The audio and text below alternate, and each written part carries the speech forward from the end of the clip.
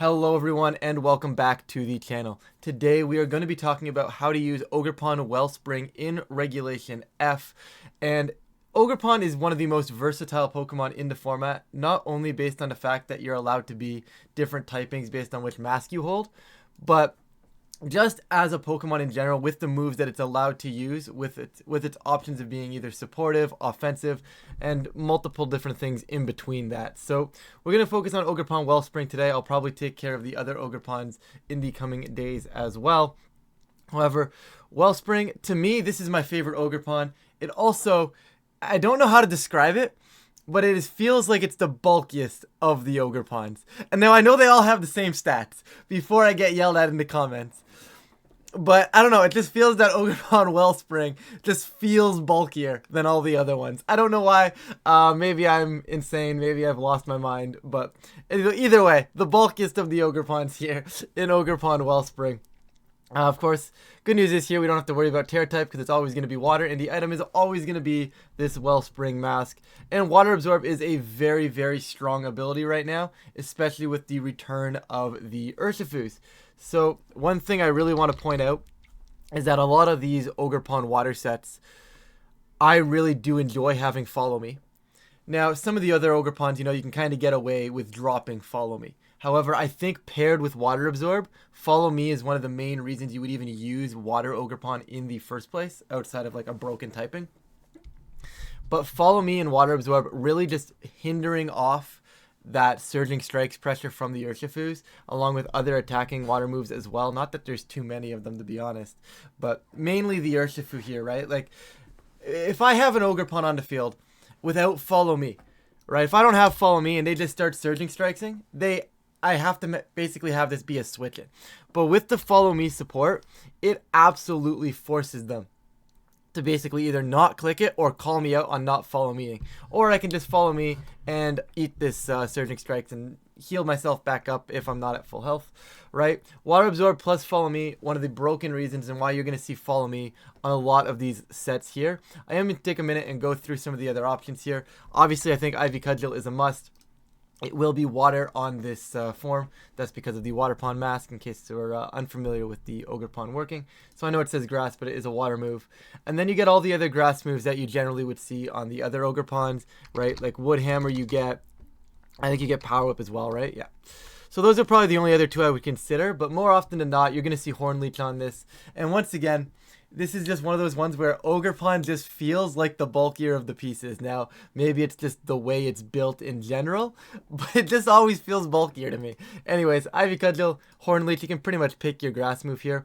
But once again, the Horn Leech recovery plus the Water Absorb is very, very nice to have. So I definitely don't think there's any reason to really pressure Wood Hammer or anything like that. And then Spiky Shield, of course, being broken. This is going to be your quote-unquote standard water pond set. So there's a few other options as well we will talk about. I think Encore is a very cute option as well. Helping Hand is cool. Knockoff is never bad, knocking off items, right?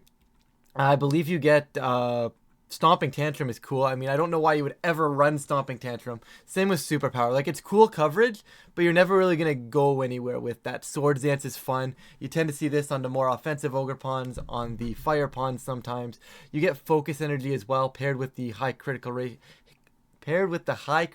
ratio of Ivy Cudgel. You actually get guaranteed Ivy Cudgel crits with that. So technically, you could go with the Focus Energy set as well. But once again, for me, Ogerpon Water, it really is limited in the moves that it gets to use, strictly because of how good Follow Me plus Water Absorb is in the metagame, especially when Urshifu is around. So you're probably going to see something like this, although there are tons of other options, and I'm probably not going to talk about them too much on my example sets here, but I definitely wanted to bring them up, right? Like, Playoff is also kind of cool coverage for the Dark Ursh. If you really care, you can do that. U-turn is cool, like positioning is also fun, right? But it's not something that I would expect to be picking up in usage anytime soon. Like I said, you're looking at something like this. There's a little bit of play with the grass move slot, but other than that, I'd say a lot of this onto Water Pond. You're looking at a standard set like this. And if you're just looking, I don't know what to do, I want to test out Water Pond, I don't know what to do, I would highly recommend this first set. This would be the set that I would grab and basically just say, this is this is going to work. This will give me the idea of if Waterpon is going to be good on my team or not. Once again, like I said, that standard set here with the Cudgel, the Hornleech, the Follow Me, and the Spiky Shield. And effectively what you want to go for here is be faster than Landorus. That is really the main benchmark here with the 169 speed. You are always going to be faster than the Landorus Incarnates that are sitting on the other side of the field. Click an Earth Power, click and Sludge Bomb. You want to be getting those off the board. And being able to do that faster than it is huge, right? It's not huge if you're like slower than it. You'll see that in a couple of the other sets. But if you're really just looking to slap an Ogerpon, this is a benchmark I would hit right away. Get that 169 speed going. Make sure you're faster than the Lando. You could probably bump this up to like 170, 171 because this will probably speed tie a lot, right? So you could probably speed creep a little bit, and you have a lot of leeway in these in the HP attack and defenses. I know I haven't, like, there's some damage calcs here, right? 52 guarantees, or is very nice when you get the +1 if you're paired beside like Gouging Fire and Howl, right? This is kind of an attack stat that I ran on my Gouging Fire team back in the day. But you can drop this pretty much to as low as, I think it's 12 to guarantee KOs on like the non-bulky Insins. But all the Insins are bulky anyway, so you're probably not getting those KOs, right? So it's like somewhere in here, you're really just allowed to kind of be anywhere between these. You can probably raise it a little bit as well. Same with the HP and the defense. There's a lot of playability and versatility with these moves, or with these EVs, I should say. I went 173. 172 is the grassy number. I like having odd HP numbers, so I just bumped it up to +1. So 173 there. Dump the rest into defense, right? It's a very basic spread. There's not a lot going on here. There's no real specific calcs. However, it gets the job done. One thing I do want to say is I am at 12 special defense. You do not need to be. This can just be 4 to not waste EVs and then put the other 8 somewhere else. I like going 12. I like keeping this even because when Ogerpon does happen to Terra, it does get that +1 in its special defense stat. So being even before that +1 just kind of makes things feel a little bit more optimal moving forward. Not necessarily a necessity, but something that I do find helpful in times, and why not, right? So this is probably your standard Ogerpon. Like if you're looking to slap one on a team, I know I said it before, but this would be the Ogerpon I would take. I would slap on a team and say, is Ogerpon Water correct here? If this Ogerpon is functioning, Ogerpon Water is probably correct. Next, we get a little bit more of the bulky offense variant, and this is the one where you basically say, because I have so much bulk, I don't need the speed.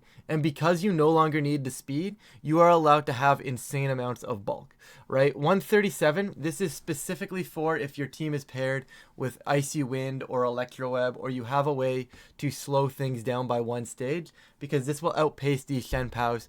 The Jolly Shenpaos, the Jolly Fluttermanes, when they go down to -1, they end up at 136. So you would hit 137 and basically be able to take advantage of being faster than them still, without needing to invest a whole lot into the speed to take care of that. However, and then once again, 76 Adamant just felt like a good chunk of damage. It is the jump point, so to speak, right? You get 2 stat points for that 8 investment rather than just the 1. So that just felt like a natural place to sit. And then you also have 204, 132. This is built to survive the Terra Normal Choice Band E-Speed from the Dragonite when it is beside the Shenpao. So basically you could be able to follow me, redirect the E-Speed, and then redirect the Shenpao attack, keeping your piece beside it. 100% safe for that turn. So definitely very solid over there. And just one of the bulkier variants, kind of the middle ground between these two that I'm going to show you, like between the first one that I showed you and this next one that I'm going to show you, right? I could go all day, and you could probably spend hours in the Pokemon damage calculator and try to figure out the perfect Ogerpon spread, because I'm telling you right now, none of these are going to be perfect. However, a lot of them are, like I said, they're going to hit those benchmarks, right? This one I said, you know what, we're going to hit the Dragonite extreme speed stuff. I don't know if it's an optimal way to go about doing that, because I could probably lower HP and raise defense and save EVs. But it felt good. I don't mind being capable of having the HP stat. Like the high HP stat is good because I want to be living stuff on the physical side and the special defensive side, right? So generally speaking, it might not be optimal. I might be wasting a few EVs in order for that defense calc, but it gives me better calcs on the special side. So you know what? Why not? Overall, though, once again, standard you're not going to see this deviate. The moveset's not going to deviate, right? That's the one thing that I like about Ogerpon-Water. Regardless of what spread you're running, this moveset's probably not deviating too often, right? I mean, I'm going to shake it up on that last spread for you guys, but even then, it's not really going to change too much. This spread, this one started as a joke. I'm going to be honest.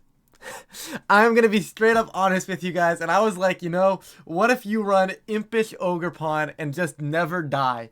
And it started as a joke.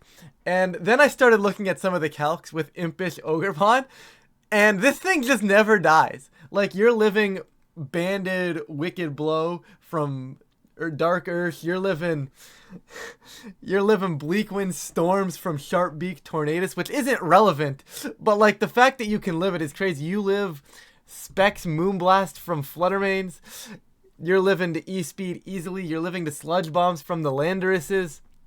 Right? And my concept of this was, since I'm sacrificing speed anyways, right? I bet if I'm going to be slower, let's actually live the things that I'm now going to be slower than. So in front of that Landorus, okay, well, I can protect my other piece, live the Sludge Bomb if I get the turn wrong, and just IV Cudgel still, because I'm just going to survive it, and then IV Cudgel, right? I think 156, this lives up to 156 modest Landorus. I don't think any of the modest Landoruses are running more than that right now on that Sludge Bomb. So you may want to look into that. But as a whole, this is incredibly bulky. You don't die. I'll throw some of the damage calcs up. They'll have been on the side here. Some of them are just absolutely ridiculous. Like, you're not dying. It's crazy. And what I find with Ogerpon-Water is you don't need the attack stat, right? Like, if this set works, right, and you don't need the attack stat, you can come over here and basically effectively say the same thing, where I don't necessarily need to have the craziest attack stat. I do think this Ogerpon probably functions better on some sort of, when you have the option to do some damage boosting stuff, or when you have a really offensive team beside it, because then this can just be your fast piece. Like, this can be your bulk, while everything else goes crazy, right? Or this can get boosted and have bulk, right? This is almost one you could maybe get away with Sword Dance on. I don't know if I would ever put Sword Dance on Ogerpon-Water, like I said earlier, but this is one where maybe I could see, getting the Sword Dance or the IV or the Focus Energy, and then I'm always creating IV Cudgels, right? And then my attack stat really isn't that relevant anymore. It is built, I left it around 52 because I wanted to be able to take out -1 Urshifus. Like, because I'm going to be slower than them, they're going to close combat me first, and then my Hornleech will punish with a kill as long as they're at -1 defense, which, realistically speaking, they're going to have to CC if they're going to hit me first. Otherwise, they're just going to heal me, and then at that point, I don't care. So that would be the concept there. Once again, you have playability with this attack stat, just like the fast support version. You have some room to play here. And, guys, I know I haven't put a team building guide out in a while, so I am just going to say it one more time. When I go through these, I like to hit benchmarks and show you guys like the what ifs, as opposed to saying, yeah, this is the best spread, because the best spread is entirely dependent on the team that you're going up against, or the team that you have, right? Like, this spread could work, but it's not going to work if I have 0 speed control and 0 offensive pressure beside it, right? Whereas if I have a lot of offensive pressure beside it and a decent amount of speed control, this spread is probably pretty good. But if I don't have that, it probably isn't the spread that's going to be working for my Ogerpon, right? So I like showing benchmarks. This is one of those, like, it was an extreme case where it's like, yeah, you can just make this thing live and never die. And honestly, I've started liking some of the calcs from it, and I think I'm scared. And that kind of scares me. I don't think I'm supposed to like calcs from this, but, like, here we are. Anyways, and once again, I have to mention this, guys. Just max. And normally I feel like I try to stay away from suggesting max. But if it works for some of the other Ogerpons, I don't know why it wouldn't work for this one. Because like I said, they have the same stats. And I know, generally speaking, like I said at the beginning, it feels like the bulkiest Ogerpon. But you can just run 252 and start dropping IV Cudgels. On this one, though, you probably do want Power Whip. Just a little bit more of an aggressive grass move, because you're hitting first and you want to be doing the damage. I just put Focus Energy here once again. Could still easily be Follow Me. Could still easily be, excuse me, I think on max speed, even Encore is actually cute. There's a lot of things it could be, right? I wanted to showcase this because I think it does work, right? You start running these slower and these bulkier sets, all of a sudden the fire pawns become a little bit more annoying to go up against. So just having this piece in the back where at the worst case you're speed tying and you can maybe drop an Ivy Cudgel for an immediate kill on an unsuspecting fire pawn, I think that does give you a lot of potential. So I did want to mention this, right? Like this is one of those ones where it's like, you're allowed to run it. Hence why it's like, sure, I guess, you know, like that's the name of this. I don't know why. I like putting fun names up here when I can. I don't know. You're kind of allowed to do that. It's not something I would like recommend, but like, yeah, you're allowed to do it. You know, it's legal. I can't stop you from doing this. There are some merits to it, is pretty much all I wanted to point out. But once again, guys, just to wrap things up, if you're not sure and you're not sure what's going on with Ogerpon Water, this is where I would start. I would start with this kind of the fast support piece. It does pretty much everything you want it to do. And then just play around with the attack stat and find one that you actually like. I've run as low as 12. And I've run as high as I think 156 on this kind of fast support piece. So there's definitely room to play around with this set.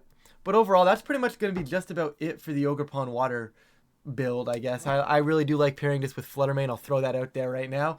I think that's an incredible core in Regulation F. We'll get into cores and stuff in a later video, but strictly speaking, Ogerpon Water, this is probably how you're looking at running it, guys. If you do enjoy this type of content, please feel free to leave a like and subscribe. It really does help out the channel, and of course, I really do appreciate it. But with that, I'm getting out of here. Thank you all so much for watching, and I'll catch you all in a future video.